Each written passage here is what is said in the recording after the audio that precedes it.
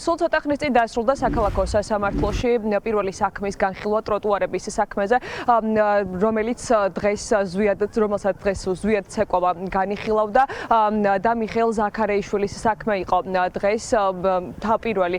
განსახილველი საკითხი, მას შინაგან საქმეთა სამინისტრო ტროტუარებზე დგომას და პროტესტის გამოხატვას ედავება, თუმცა დღეს გადაწყვეტილების გამოცხადება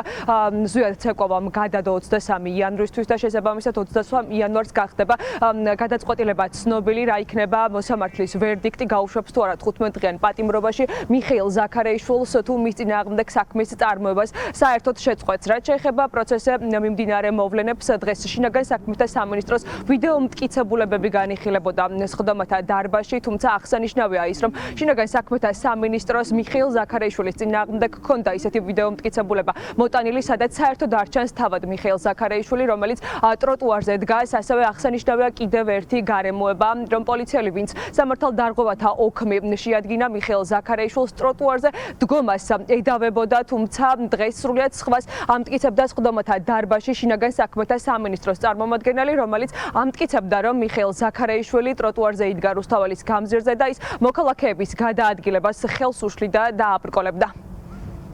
დავიწყებ იმით, რომ ვიხალისეთ, კარგად გავერთეთ ყველა სხვათა შორის მე შინაგან საქმეთა სამინისტროს წარმომადგენლებს და მოსამართლეებს ჩვენერად ვიხალისეთ. რაც შეეხება მტკიცებულებებს, პირიქით არის დღესაც მოიტანა მტკიცებულებებს, რაც არაფერი არ ჩანს, უბრალოდ არ ჩანს, საერთოდ არ ჩანს, მაგრამ დღევანდელ მტკიცებულებებს საკმაოდ საინტერესო რაღაცა ჩანდა, რომ თუ შინაგან სამინისტროს პოზიცია არის ის, რომ ტროტუარზე არ იყოს საკმარისი ადგილი იმისათვის, რომ ხალხს გაევლო, წინა პროცესზე მოტანილი მტკიცებულებები და ამაზე ვერ ვიმსჯეროთ, მაგრამ დღეს მოიტანეს თვითონ არ ვიცი რატომ მოიტანა მტკიცებულება, სადაც ჩანს ძალიან დიდი ტერიტორია ტროტუარზე.